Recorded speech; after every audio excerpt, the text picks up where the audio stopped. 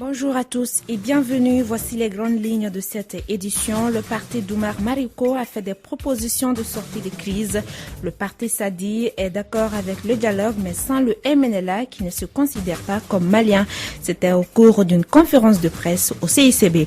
Top départ pour la 15e édition de la quinzaine de l'environnement. Les thèmes retenus sont élever votre voix, pas le niveau de la mer et les terres appartiennent au futur. Donnons la preuve pour la lutte contre la désertification. Sport football, Coupe CAF Orange, l'AS Real de Bamako reçoit ce samedi l'AC Léopard de Dolozi. Comment les Scorpions se préparent? La réponse dans ce journal. Les détails dans un instant avec Assetou Kanté et Cheikh Kone à la technique.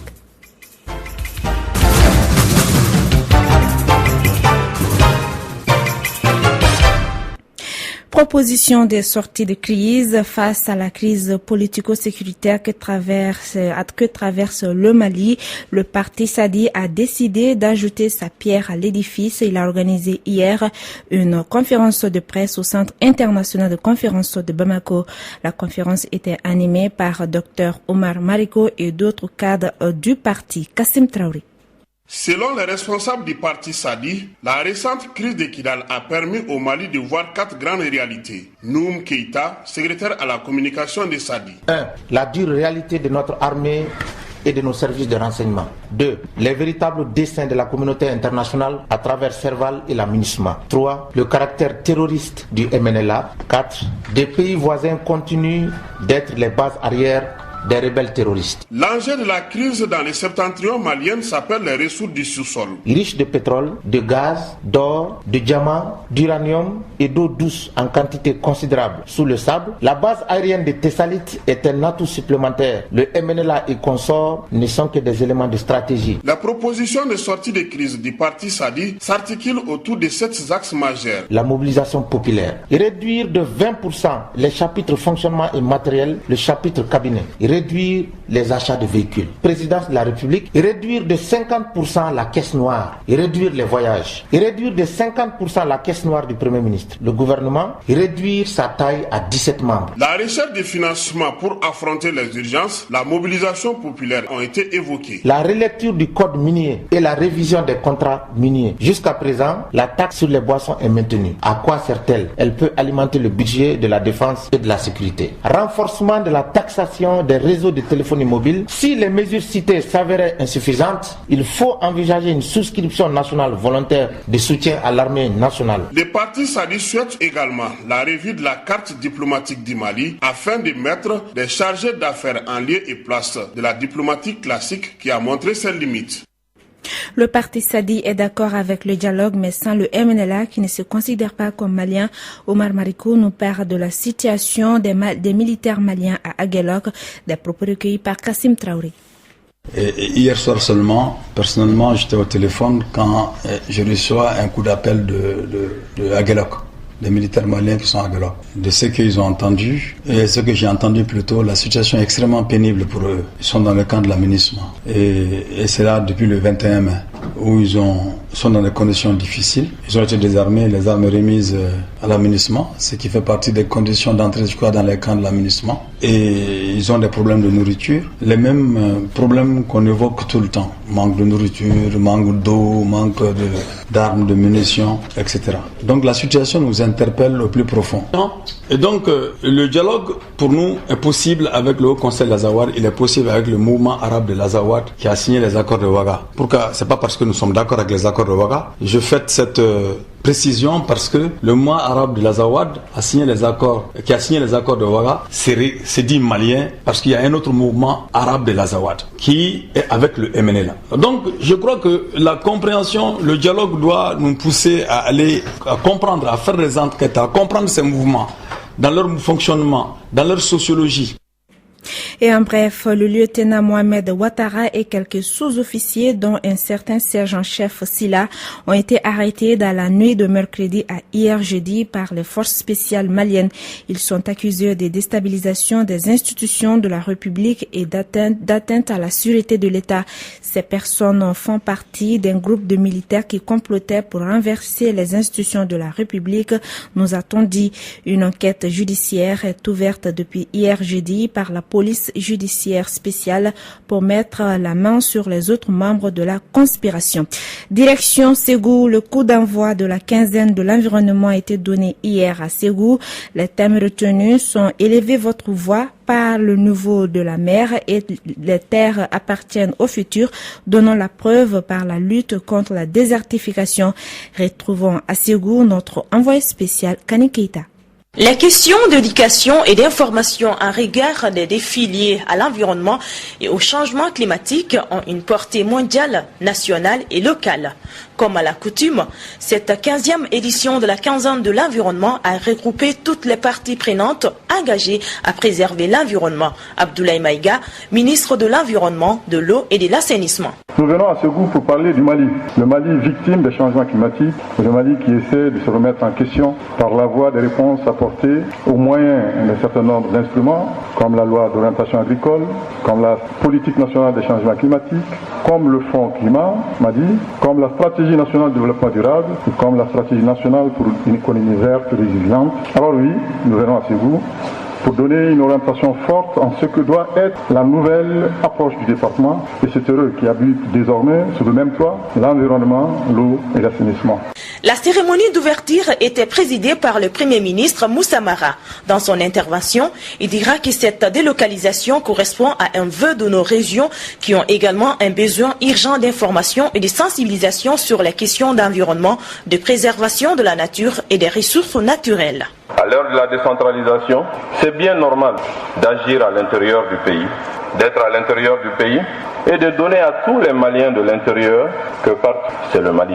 Cette décision fort opportune procède donc de la consolidation et du confort de notre politique de décentralisation et de régionalisation, qui est une des options majeures de nos politiques de développement. Il faut rappeler que la quinzaine de l'environnement a été instituée depuis l'an 2000 dans notre pays, afin de concrétiser les efforts de l'ensemble des acteurs engagés dans la communication pour les changements de comportement. Cette année, la quinzaine de l'environnement a été couplée au lancement de la campagne nationale de reboisement. Cet événement est l'une des réponses nationales contre les effets des changements climatiques.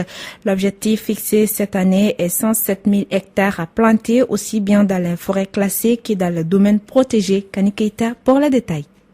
Par ces gestes symboliques qui viennent d'être posés à Fanzana, il s'agit non seulement d'attirer l'attention des collectivités sur la nécessité de maintenir les domaines classés de l'État qui doivent faire l'objet d'aucune attribution, mais aussi sensibiliser l'opinion nationale sur la nécessité de reboiser les terres dégradées. Alassane Bonkana Maïga, directeur national des eaux et forêts. Chaque année, jusque-là, on a fait des reboisements où on plante et on tourne le dos. Et nous avons donc depuis 2 ans mis l'accent sur la nécessité d'entretenir les plants qu'on plante et de les protéger. C'est donc ce mode opératoire que nous avons privilégié cette année. C'est pourquoi dans la forêt où nous allons opérer le lancement, nous avons déjà réalisé une clôture en grillage.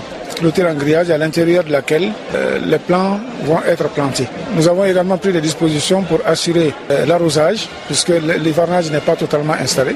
Nous avons pris les dispositions pour assurer le gardiennage, parce que quand on installe une clôture en brousse, dans ces conditions, si elle n'est pas gardée, d'autres viendront enlever.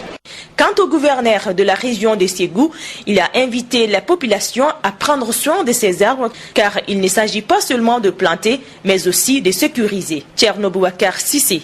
Aujourd'hui, c'est un défi à relever pour nous les autorités, un défi à relever pour les chefs de village, l'ensemble de la population, surtout de Fanzana par rapport à tout ce qu'on est en train de voir, pour dire que demain, il faut que ces caïcédras qui existaient ici dans le temps puissent renaître de nouveau, qu'on puisse avoir cette fierté qu'on avait avant. Alors, n'attendez plus pour planter votre arbre, car cette campagne nationale de reboisement doit être conduite par l'ensemble des acteurs, c'est-à-dire les populations, les ONG, la société civile et les services techniques.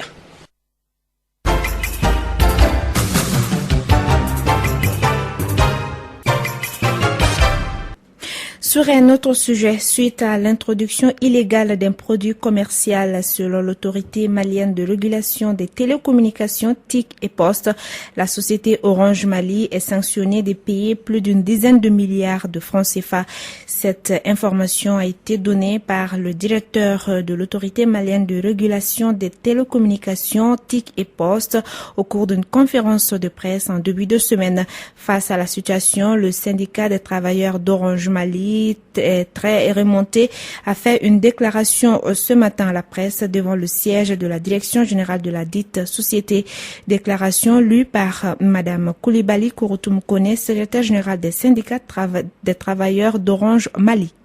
Nous, travailleurs de Orange Mali, sous l'égide du Saint-Homme, syndicat des travailleurs de Orange Mali, très désabusés et confus par la décision prise par la MRTP à l'encontre de notre entreprise aux conséquences multiples et désastreuses, tiennent à attirer l'attention des autorités maliennes sur les faits suivants. 1. Les autorités maliennes peuvent-elles prendre et soutenir la responsabilité de réduire à néant le fleuron de l'économie malienne? 2. Dans un contexte mondial de plus en plus dur, les autorités maliennes peuvent-elles envoyer les chefs de famille en chômage avec des conséquences sociales incalculables? 3. Orange Mali est une fierté de notre pays, pilier du développement dont l'apport est indéniable dans les aspects socio-économiques. Peut-il disparaître du jour au lendemain? Que représente Orange Mali pour les couches laborieuses de nos campagnes? A-t-on pensé à tous les aspects positifs de Orange depuis sa création à nos jours? Orange Mali fait partie désormais de la vie de tous les Maliens. Évitons de les en séparer. Orange Mali est une entreprise citoyenne qui soutient fortement au Mali les secteurs fondamentaux par un développement social de base, à savoir l'éducation, la santé et la culture. Nous, travailleurs de Orange Mali, manifestons notre soutien indéfectible à la direction générale de notre entreprise. Enfin, nous pensons que le dialogue est obligatoire et nécessaire pour éviter une implosion sociale au niveau des travailleurs de Orange Mali en particulier et globalement au niveau de l'ensemble de la population malienne. Nous, travailleurs de Orange Mali, lançons un appel à l'autorité suprême de tout faire pour tirer notre entreprise, l'espoir de nos maris, nos femmes, nos enfants, entre les griffes d'une minorité pour des fins personnelles, pour le bonheur de la prospérité de notre cher Mali. Voilà, c'était là une déclaration lue par Madame Koulibaly Kouroutoumkone, secrétaire générale des travailleurs d'Orange Mali. L'USAID a procédé hier à l'hôtel Radisson Blu à la clôture de son programme de santé maternelle, néonatale et infantile. Ce projet intégré de santé maternelle et néonatale a été mis en place il y a 4 ans dans les régions de Kaye et Sikasso. Les précisions avec Fanta Diakité. Le projet intégré de santé maternelle, néonatale et infantile, MTIP, est financé par l'USAID à hauteur de plus de 8 milliards de francs CFA afin d'accélérer la réduction de la mortalité maternelle, néonatale et infanto-juvénile dans les pays prioritaires dont le Mali. De 2010 à 2014, ce programme a eu un impact positif sur certains indicateurs de la santé, surtout la santé maternelle et néonatale au Mali. Anita Gibson, directrice adjointe MTIP global. En tant que projet global, nous sommes engagés à assurer que les enseignements tirés de l'expérience du Mali soient partagés aussi bien au niveau pays qu'au niveau des partenaires, au niveau international, afin que d'autres puissent bénéficier et apprendre de nos défis et nos succès. Grâce aux progrès réalisés dans le cadre de l'amélioration de la santé maternelle et néonatale, les États-Unis renouvellent ses engagements auprès du gouvernement malien. Marie-Beth Léonard, ambassadeur des États-Unis au Mali. Le projet intégré de santé maternelle, néonatale et infantile arrive certes à son terme, mais je vous donne l'assurance que notre agence prend les dispositions nécessaires pour qu'aucune rupture ne soit constatée dans sa stratégie d'intervention dans le domaine de la santé. Ceci est un signe qui réitère l'engagement de l'USAID Mali à continuer son appui et son soutien à la mise en œuvre de toutes les stratégies d'amélioration de l'état de santé des populations. Notre pays bénéficie l'accompagnement des partenaires techniques et financiers pour la mise en œuvre de la politique du secteur de la santé et de la population. Le projet MTIP en est une parfaite illustration. Lamine Diarra, conseiller technique au ministère de la Santé et de l'Hygiène publique. Le projet MTIP dont il s'agit aujourd'hui a fait face aux réalités du moment par une approche mettant l'emphase sur le couple mère-enfant en intégrant les interventions et les ressources pour une synergie d'action. Dans le cadre du consortium MTIP, Save the Children International a appuyé la conception et la mise en œuvre des interventions prioritaires à haut impact en matière de santé de la mère, du nouveau-né et de l'enfant sur toute la pyramide sanitaire du pays, y compris les nouveaux villages. Les participants à la cérémonie de clôture du projet MTIP ont eu droit à une présentation sur les interventions du projet et son impact sur les acteurs de la santé et la communauté bénéficiaire. Éducation à présent, les épreuves du DEF prennent fin aujourd'hui. Les candidats au diplôme d'études fondamentales de la région de Tombouctou n'ont plus connu cela depuis 2011. Les examens se sont déroulés normalement dans la cité mystérieuse. Écoutons Nouhoum Yaye, conseiller à l'orientation au Cap de Tombouctou, président du centre d'examen de l'école Yeya Al-Kaya Ibrahim. Au premier jour de l'examen, il est au micro de Mahamadou Khan, notre envoyé spécial à Tombouctou. Les examens se passent dans de très bonnes conditions. On a démarré avec la première épreuve, rédaction, durée 2 heures, de 8 heures à 11 heures. Et il y a eu la visite des autorités, des officiels qui ont constaté l'effectivité, n'est-ce pas, des candidats. Ensuite, le bon déroulement. Dans les salles, aucun objet ne doit être autorisé. Donc ces objets, les serviettes, les brouillons, les appareils portables, tous ces matériels-là sont formellement interdits.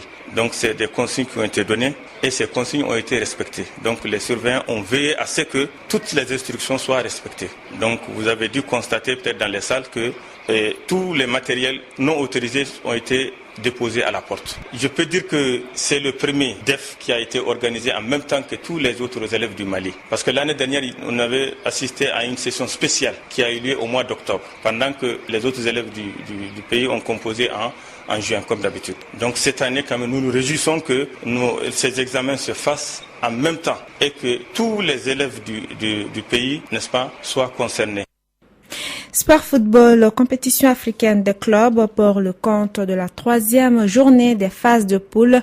L'AS Real de Bamako reçoit l'AC Léopard de Dolozi Congo. Le match aura lieu ce samedi au stade Modibo Keïta à partir de 15h30. Comment les Scorpions se préparent? Nouhoum Diané, l'entraîneur du Real, nous donne des précisions au micro de Sekou Kone. Bon, les préparatifs se passent bien parce que je ne dirais pas que nous nous préparons dans toutes les conditions possibles, mais on fait avec les moyens que nous avons. Mais aussi sur le plan mental, je pense que les joueurs sont conscients de l'enjeu. Voilà, on est sur un match, sur une défaite. Et aujourd'hui, on a vraiment besoin de gagner ce match-là et on est en train de tout mettre en œuvre pour que cela se passe ainsi. Et l'adversaire, vous avez une idée? Bon, voilà, j'ai eu des informations sur l'adversaire. Voilà, on m'a donné un CD aussi. Mais après, c'est vrai que c'est les détails qui sont importants. Mais moi, mon problème, justement, c'est avec quel état d'esprit je vais aborder ce match-là. Pour moi, c'est le plus important. Après, le reste, maintenant, c'est les détails aussi qui ont de l'importance. Mais voilà, je ne me focalise pas trop sur l'adversaire, quoi. Bon, si réellement on parvient à corriger les erreurs que nous avons fait au Cameroun et tout ça c'est une question d'état d'esprit, quoi. Je pense qu'on est capable de gagner ce match-là. Mais est-ce que l'effectif sera au grand complet? Oui, ils seront là, mais bon, après, vous savez, c'est souvent compliqué, hein, les joueurs qui reviennent des blessures et tout ça. Et aujourd'hui, on est en train de gérer cette histoire-là avec certains joueurs qui ne sont pas à leur meilleur niveau réellement. Mais l'idéal, c'est de continuer à les faire jouer, soit ceux qui retrouvent leur niveau. Voilà, parce que je pense que la solution, c'est pas de les mettre à le banc de touche ou de ne pas les faire jouer. Et petit à petit, je pense qu'ils vont retrouver leur niveau. Voilà. Et l'état d'esprit? Je pense qu'on a été un peu sonné au Cameroun et les joueurs les premiers, hein, aujourd'hui, ils sont conscients de l'enjeu et je pense qu'ils vont faire un bon match le samedi. Voilà, bonne chance aux Scorpions et les autres matchs du groupe opposent cet après-midi à Abidjan, la SEC Mimosas, le Coton Sport du Cameroun. Voilà, c'est la fin de ce journal qui vous a été présenté par Assetou Kanté, mise en onde par Cheikh Kone. Merci à tous de l'avoir suivi.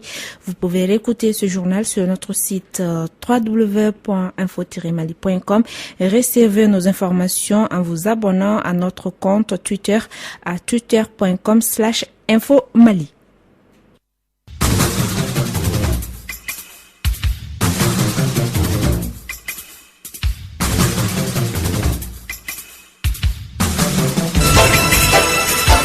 Radio Kédougou, le journal avec Sotelma Malitaire.